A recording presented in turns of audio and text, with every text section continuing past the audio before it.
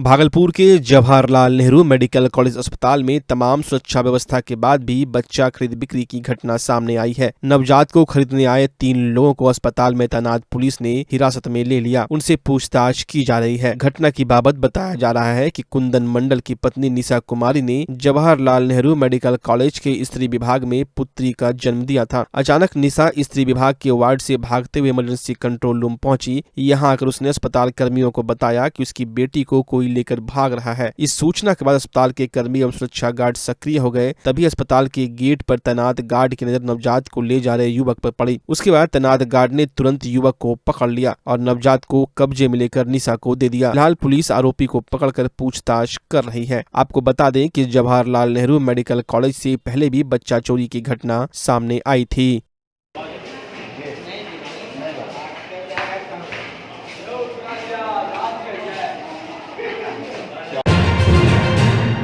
सावन के महीने में लाखों शिव भक्त भोलेनाथ को जलार्पण करने रोजाना सुल्तानगंज से पैदल देवघर जा रहे हैं। इन सब के बीच बिहार शरीफ के रहने वाले अनमोल एक पैर से सुल्तानगंज से देवघर की 105 किलोमीटर की लंबी दूरी पैदल तय कर बाबा भोलेनाथ को जल चढ़ाने जा रहे हैं। हादसे में अपना एक पैर खोने के बाद भी अनमोल ने अपना हौसला नहीं खोया। कच्ची कांवरिया पथ पर अन्य श्रद्धालुओं के साथ अनमोल कदम से कदम मिलाकर देवघर की ओर बढ़े चले जा रहे हैं। आप भी देखिए भगवान भोलेनाथ के इस अनोखे भक्त को। मांगने जा रहे हैं भोलेनाथ के दर पे। पूरा कहे हैं बाबा भोले के मांगे हैं।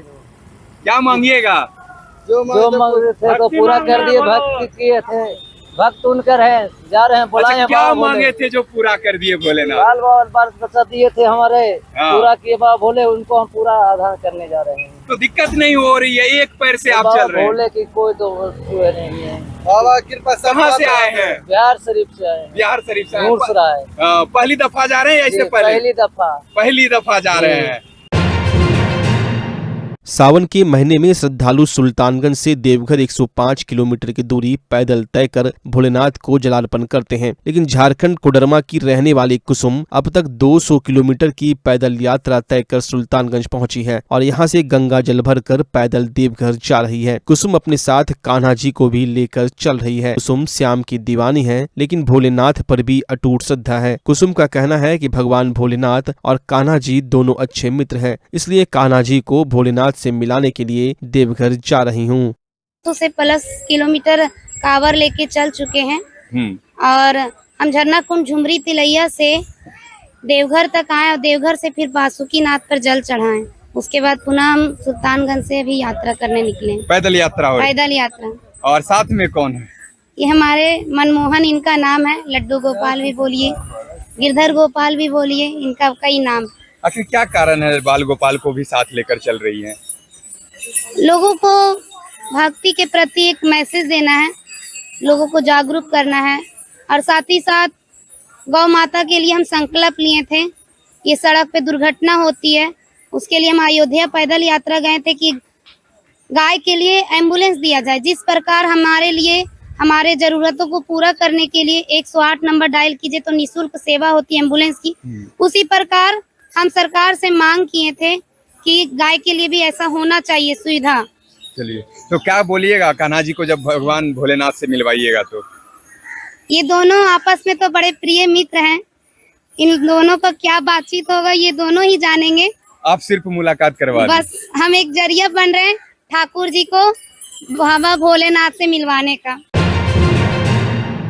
स्वतंत्रता दिवस को लेकर भागलपुर जिला प्रशासन अभी से तैयारी में जुट गया है। भागलपुर समाहरणालय परिसर स्थित समीक्षा भवन में जिलाधिकारी डॉक्टर नवलकिशोर चौधरी की अध्यक्षता में 15 अगस्त को लेकर जिले के सभी विभागों के पदाधिकारियों के साथ बैठक आयोजित की गई। इस दौरान जिलाधिकारी ने 15 अगस्त से पूर्व ही संबंधित विभाग के अधिकारियों को तैयारी पूरी कर लेने का निर्देश दिया। जिलाधिकारी ने बताया कि इस बार 15 अगस्त के मौके पर सैंडिस कंपाउंड मैदान में आकर्षक झांकी निकाली जाएगी और जिले के सभी स्कूलों में अलग अलग प्रतियोगिताएं आयोजित की जाएगी ताकि जो बच्चे हैं वो हमारे स्वतंत्रता सेनानी के बारे में जान सके। बैठक में नौगछिया, कहलगांव सहित प्रखंड स्तर के सभी पदाधिकारी शामिल हुए।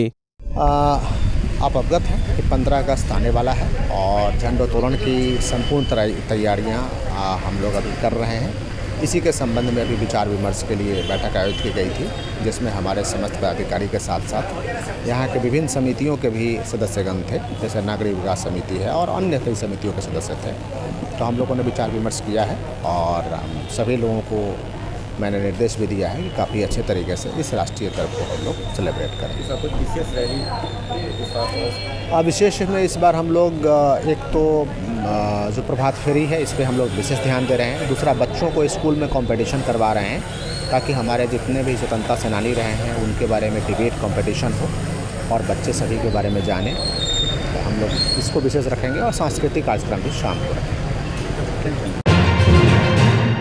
पूर्वी रेलवे के महाप्रबंधक मिलिंद के देवस्कर ने भागलपुर जंक्शन का दौरा किया। दौरे के दौरान महाप्रबंधक पूर्वी रेलवे ने यात्री सुविधाओं, OSOP stall, running room, coaching सुविधाओं, भागलपुर बाईपास लाइन और भागलपुर में चल रहे यार्ड रिमॉडलिंग कार्य का निरीक्षण किया। महाप्रबंधक ने विभिन्न यात्री संघों के जनप्रतिनिधियों से भी बातचीत की। महाप्रबंधक देवस्कर ने जमालपुर भागलपुर खंड में चल रहे विकास कार्यों के संबंध में मीडिया को जानकारी दी। निरीक्षण के दौरान पूर्व रेलवे मुख्यालय के प्रमुख अधिकारी, मालदा मंडल की शाखा अधिकारी महाप्रबंधक के साथ थे। भागलपुर के जो 3rd और 4th लाइन का अभी सर्वे सेंक्शन हुआ है, उस काम के साथ भागलपुर में हम नए कोचिंग डिपो का भी प्लानिंग करेंगे, जिससे हम और ज्यादा भागलपुर से शुरू करेंगे। इसको तो हम ये इंटरनल मैटर है, जो भी है चेकिंग का हम जो शेड्यूल है इसको फॉलो करेंगे। अब वंदे भारत का क्या हो रहा है सर, भागलपुर से चलने का? यहाँ पे फैसिलिटी डेवलप नहीं है वंदे भारत के लिए। अच्छा, जब फैसिलिटी डेवलप होगी उसके बाद में एक ट्रेन का सर विस्तारीकरण करना था, लखनऊ, बरौनी, भागलपुर, ठीक है, भागलपुर का। उस ट्रेन का प्रस्ताव भी यहाँ से भेजा गया था, विजिबिलिटी टेस्ट भी यहाँ हो गया था, कुछ यहाँ रिपोर्ट कर दिया गया, मगर उसमें अभी तक कहाँ मामला कहाँ फंसा हुआ है।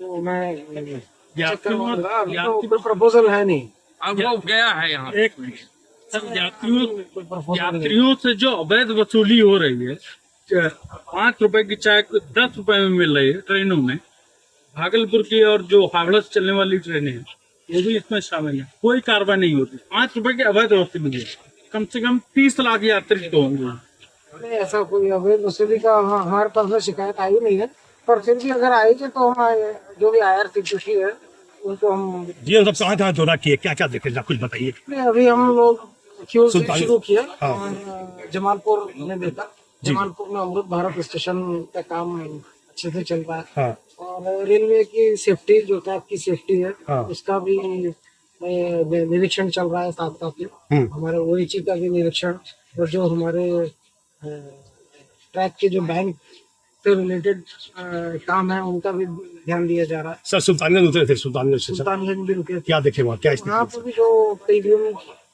लोगों के लिए जो फैसिलिटीज क्रिएट हुई हैं इस समय सेटिस्फाइड है।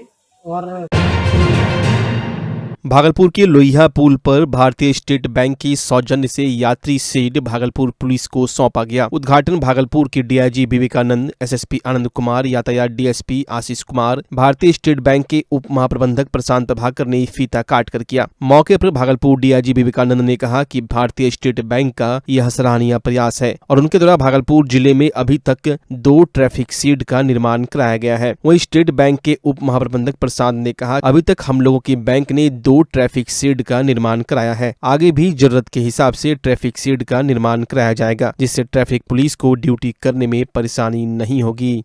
रिस्पॉन्सिबिलिटी के तहत SBI भागलपुर द्वारा ट्रैफिक पुलिस के लिए 2 केबिन जो है वह उपलब्ध कराया गया है और यह सौर ऊर्जा से सभी संचालित रहेगी और इससे ट्रैफिक नियंत्रण में प्रभावी इसका इफेक्ट पड़ेगा। और जो हमारे जवान यहाँ पे 24 घंटा कार्यरत रहते हैं, बारिश हो, धूप हो, कि ठंड हो, उनको एक जगह भी मिलेगी।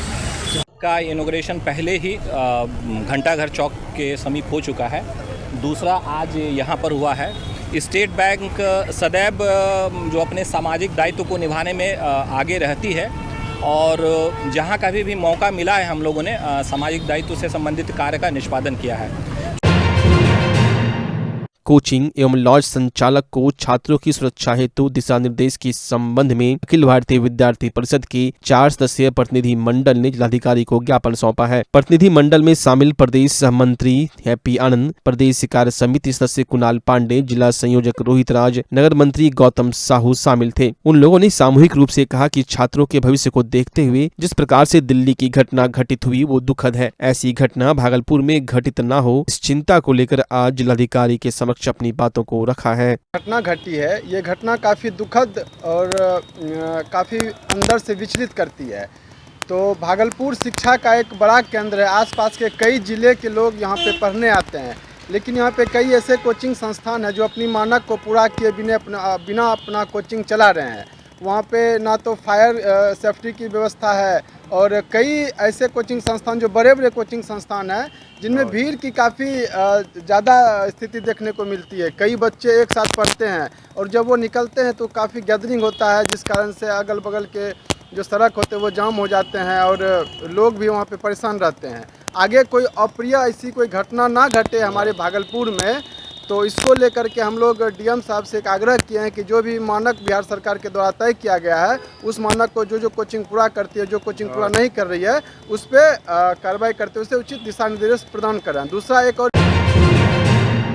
चिंता छोड़िए, क्योंकि अब भागलपुर में आ गया है इन सब का समाधान। Nirala speech and hearing clinic, audiology, speech therapy के साथ साथ विश्व स्तरीय best digital hearing aid with rechargeable and Bluetooth facility. तो आज ही सुनने की जांच कराएं तथा सुनने की मशीन लगवाएं। निराला स्पीच एंड हियरिंग क्लिनिक, हमारा पता है बड़ी पोस्ट ऑफिस के सामने, मेट्रो मिर्ची रेस्टोरेंट तथा सेंट्रल बैंक वाले रोड में, भागलपुर। मोबाइल 7050193341। हमारी 2 और भी शाखाएं हैं, पूर्णिया में Panchvati complex, Bihar talkies road, line Bazar Purnia, और अररिया में टाउन हॉल के सामने वाले मिर्जा गालिब रोड में, AB मेडिकल के समीप। नमस्कार, मैं डॉक्टर अजय कुमार सिंह, शिशु रोग विशेषज्ञ, बिहार झारखंड में अग्रणी मेरा स्नेह अस्पताल, जो सबसे पहले बिहार झारखंड में कृत्रिम श्वसन मशीन यहाँ आया, ब्लड गैस एनालाइजर आया, और एक नया मशीन क्रिटिकल जो देर से रोए बच्चे में इलाज में बहुत सक्सेसफुल है और वह विकलांगता से बचाता है और बचने की संभावना बढ़ती है। वह मशीन जो देर से रोया बच्चा है उसमें 3 डिग्री कम टेम्परेचर पर रखा जाता है और 3 दिन के लिए रखा जाता है, लेकिन वो 6 घंटे के अंदर उसको उसमें रखना पड़ता है। तो आप इसका लाभ उठाएं।